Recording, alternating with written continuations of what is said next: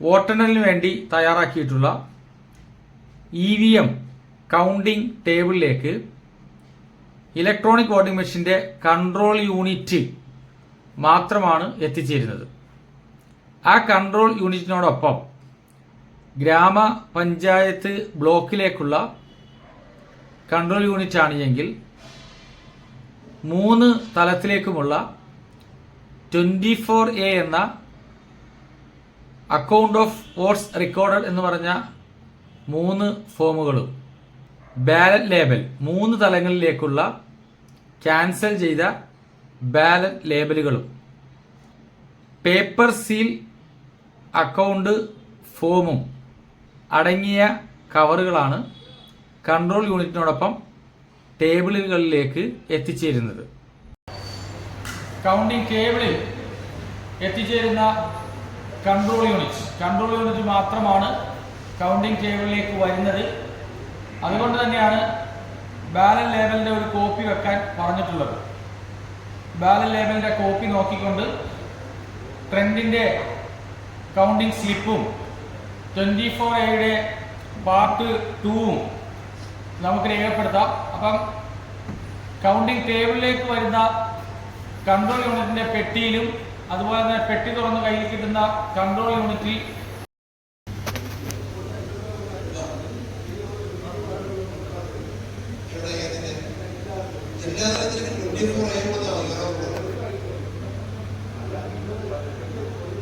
Attach ചെയ്തിട്ടുള്ള address ടാഗുകൾ, green paper seal, ABCD strip seal ഇവയെല്ലാം പരിശോധിച്ച് നോക്കുക.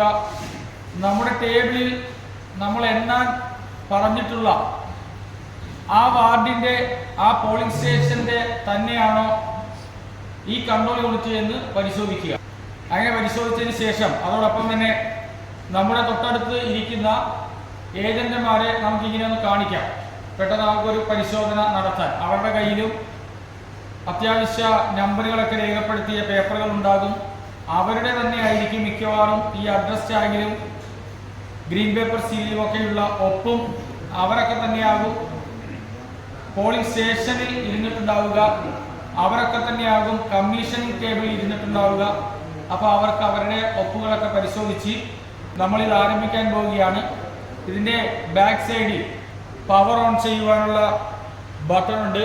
പവർ ഓൺ ചെയ്യുന്നു. ആദ്യം പവർ ഓൺ ചെയ്യുമ്പോൾ ഉണ്ടാകുന്ന ഡിസ്പ്ലേ ഉണ്ടാകും. റിസൾട്ട് സെക്ഷനാണ് നമുക്ക് റിസൾട്ട് നോക്കാൻ വേണ്ടി ഓപ്പൺ ചെയ്യാനുള്ളത്.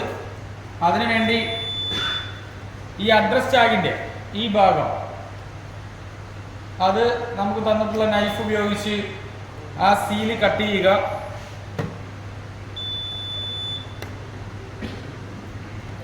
അത് കഴിഞ്ഞാൽ നമുക്ക് കാണുന്നത് ABCD സ്ട്രിപ്പ് സീലാണ്. അത് കട്ട് ചെയ്തുകൊണ്ട് ഈ മെയിൻ ഡോറ്, റിസൾട്ട് സെക്ഷന്റെ മെയിൻ ഡോറ് ഓപ്പൺ ചെയ്യുക.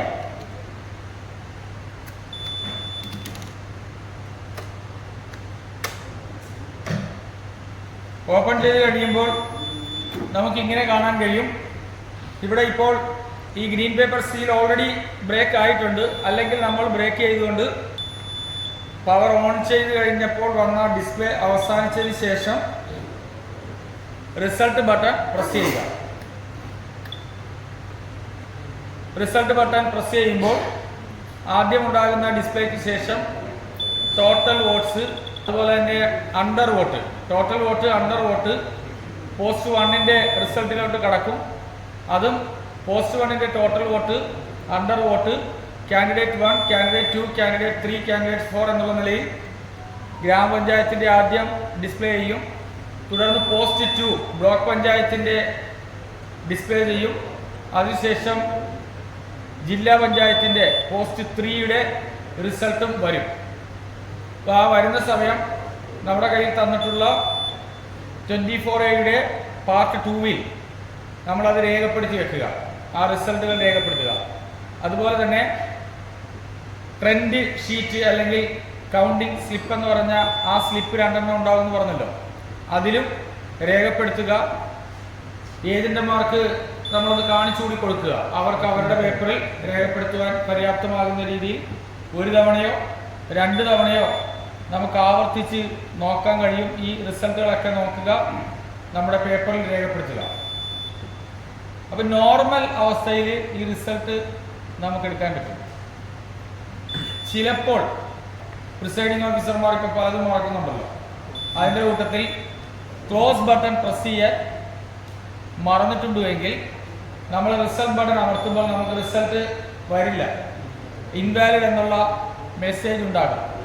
അതിൽ നിന്ന് മനസ്സിലാക്കാൻ കഴിയുന്നത് ക്ലോസ് ബട്ടൺ പ്രിസൈഡിംഗ് ഓഫീസർ അമർത്താൻ മറന്നിട്ടുണ്ട് എന്നുള്ളതാണ്.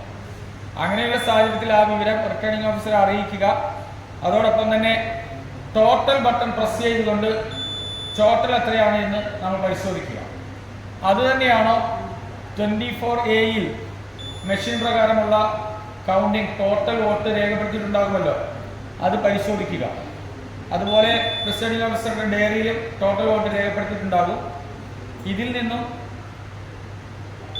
ഈ ടോട്ടൽ വോട്ടിന് ഉപരിയായിട്ട് മറ്റൊരു വോട്ടും രേഖപ്പെടുത്തിയിട്ടില്ല എന്ന് ഉറപ്പാകുന്ന പക്ഷം റിട്ടേണിംഗ് ഓഫീസറുടെ അനുമതിയോടുകൂടി ഇലക്ഷൻ കമ്മീഷനെ അറിയിക്കണമെന്നുള്ളതാണ് ഇങ്ങനെയുള്ള വിഷയം. അവിടെ നിന്ന് അനുമതി കിട്ടുന്ന മുറയ്ക്ക് ക്ലോസ് ബട്ടൺ പ്രസ് ചെയ്ത് റിസൾട്ട് ബട്ടൺ പ്രസ് ചെയ്തുകൊണ്ട് നമുക്ക് റിസൾട്ട് എടുക്കാൻ കഴിയും. അത് ക്ലോസ് ബട്ടൺ പ്രസ് ചെയ്യാത്ത സാഹചര്യത്തിൽ മാത്രമാണ് അത്തരത്തിൽ. അത് പറയുന്നത് റിട്ടേണിംഗ് ഓഫീസറെ അറിയിക്കണമെന്നും റിട്ടേണിംഗ് ഓഫീസർക്ക് ചെയ്യാൻ പറ്റും. അപ്പോൾ ROA അനുമതി വാങ്ങിക്കൊണ്ടായിരിക്കണം നമ്മൾ ക്ലോസ് ബട്ടൺ പ്രസ് ചെയ്ത് പിന്നെ റിസൾട്ടിലോട്ട് കിടക്കുന്നത്. പിന്നെ 1-2 സാഹചര്യങ്ങൾ പറയുന്നത് റിസൾട്ട് ഡിസ്പ്ലേ ഉണ്ടാകാത്ത സാഹചര്യം. അത് നമ്മളെപ്പോലുള്ളവർക്ക് ചെയ്യാൻ കഴിയില്ല. എഞ്ചിനീയർമാരുടെ സഹായത്തോടുകൂടി ഇത് റിട്രീവ് ചെയ്യാനുള്ള 1-2 ഓപ്ഷൻ പറയുന്നുണ്ട്. ആ ഓപ്ഷൻ ഒന്ന് പ്രിന്റിംഗ് ആണ്, മറ്റൊന്ന് DMM-ൽ നിന്ന് എടുക്കുന്നതാണ്. അതുവഴി റിസൾട്ട് എടുക്കാൻ കഴിയും. ഇലക്ട്രോണിക് വോട്ടിംഗ് മെഷീൻ കൺട്രോൾ യൂണിറ്റുമായി ബന്ധപ്പെട്ടുകൊണ്ട് റിസൾട്ട് എടുക്കുന്ന കാര്യം പറഞ്ഞു. പിന്നെ നമ്മൾ ഇവിടെ ഇത് ബ്രേക്ക് ചെയ്ത് പോകേണ്ട ആവശ്യമില്ല, ഇതിങ്ങനെ തന്നെയാകും. ഇത് പാക്കിംഗ് സെക്ഷനിലോട്ട് മാറിക്കഴിയുമ്പോഴാണ് ഈ കാൻഡിഡേറ്റ് സെറ്റ് സെക്ഷൻ അല്ലെങ്കിൽ ബാറ്ററി സെക്ഷൻ ഓപ്പൺ ചെയ്തുകൊണ്ട് DMM എടുക്കുന്ന ആ ഒരു പ്രോസസ്.